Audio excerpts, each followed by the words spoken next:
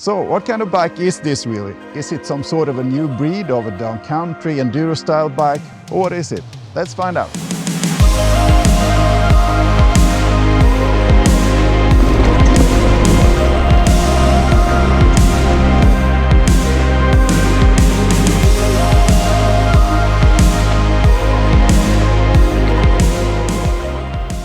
So a big thank you to Canyon Sweden for giving me this bike for a couple of weeks. So let's start with the frame. This frame is about the same frame as the Spectral 29, but they did shave off 100 grams or so the lines are a little bit sleeker. But I think the biggest difference is in the rear end there, where the rear triangle have different dimensions to give this bike 125 millimeters of rear travel. Apart from that, the measurements and angles are pretty similar to the regular Spectral 29er. The regular Spectral 29 is a proper Enduro bike and has got 160 mm of travel up front and 150 in the rear. This is the bike that the winner of the 2021 Swedish Enduro Cup is riding this year. The Spectral 125 has got 140 mm in the front and, as the name suggests, 125 mm in the rear. The geometry between the two different models are very similar, but with two rather surprising differences. A longer head tube gives the Spectral 125 a larger stack height and the wheelbase is also longer. Not any huge differences though, it's just interesting to see that the seemingly smaller bike is actually bigger. Apart from that, the bikes look nearly identical and the numbers and angles seem more progressive than your regular trail bike. So that means that it's very slack and it's a very big bike for being a trail bike, which I think is the aim for this bike. And in the end of this video, I will give you my conclusions about where this bike fits and where it doesn't. Up front, it's a 140 millimeters of travel.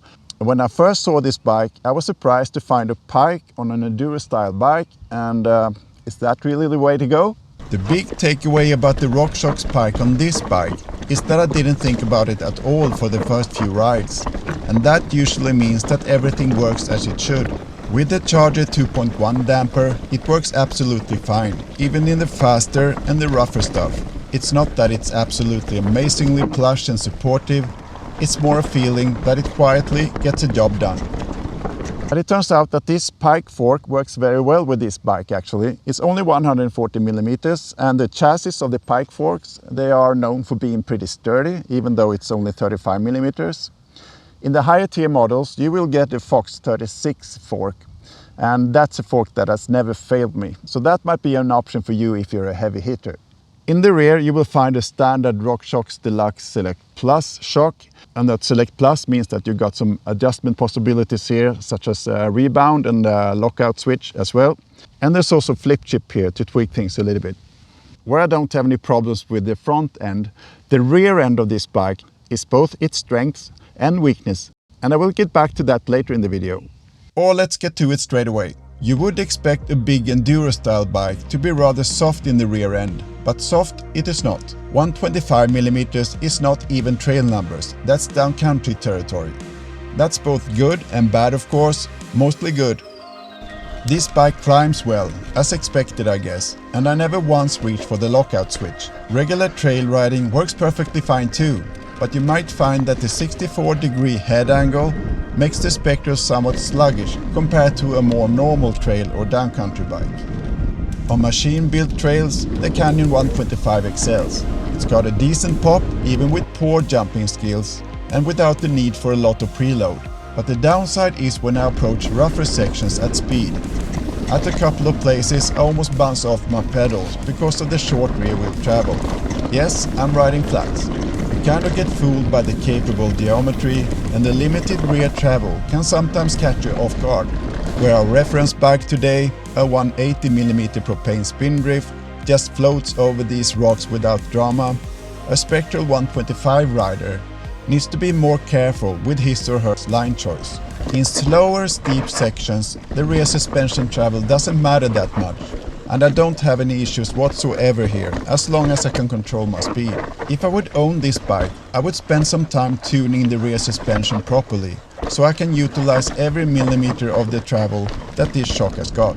So apart from the suspension parts, this bike is very well spec'd. Canyon is an online brand and that shows in the components. And you will find components like code RS brakes, GX drivetrain, a good dropper, and you will also find very good DT Swiss wheels with great Maxxis tires. There's a Maxxis Minion up front and a Dissector in the rear. Both tires are very grippy, and that works very well for Swedish type of terrain. So I think this is a bike for you who are riding in steeper terrain and you want that confidence that a slacker bike and a bigger bike will give you in the descents. And it's also a bike for you who want to retain some of that poppiness, playfulness that a shorter travel bike will give you. When I ride in this bike park with my brother, who is on a Spindrift freeride bike this time, we kind of argued about who should get to ride the Spectral. That does not happen every time we're out testing new bikes, and it's a testament to how much both of us like the Spectral. The Spindrift is a wonderful bike, but it can be a little too much at times. I know we're comparing apples to pears, but I usually prefer longer travel bikes in bike parks. But not so much this time. The Spectral feels lively and light-footed despite its big footprint. My guess is that both the pretty low weight and the snappier suspension adds to that sensation. There's more pop as mentioned, but it also turns in surprisingly well and steadily holds the line throughout the faster bends. I suspect the excellent grip from the tires at least partly explains that.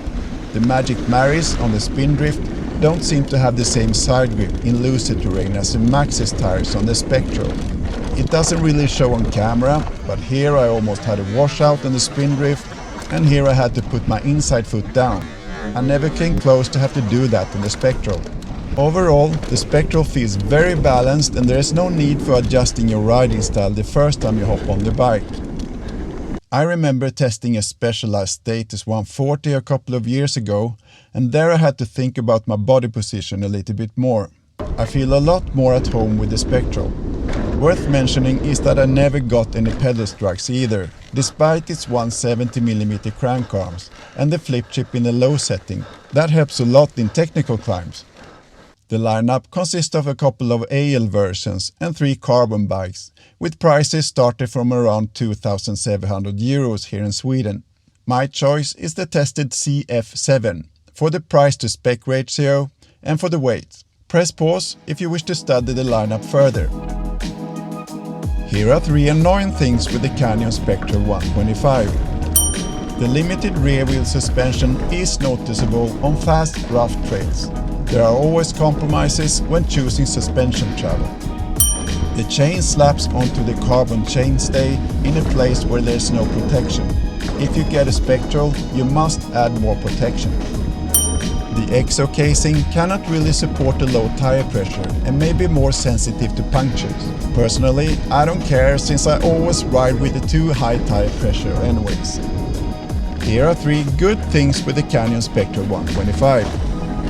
I feel right at home straight away on this bike. Dare I say I sit perfectly. Size large is spot on for my 185 centimeters, and my brother at 182 centimeters is very comfortable too. Great components for the price level. Forgot to mention that the ergon saddle and grips are super nice. There is no need to change anything on this bike. Despite or because of the geometry, this can honestly be your only mountain bike. With a couple of different wheel sets, this can both be a fast and country trail bike, as well as a bike park bike if you're into this progressive geometry trend. Longer travel enduro bikes in general can feel a little bit sluggish and a little bit boring in regular terrain, but this bike will retain some of that poppiness and playfulness that you might find on regular trail style bikes. And I think if you're riding in steep, rough and fast descents, maybe you should take a closer look at the Spectral 29. I hope you liked this video. See you in the next one.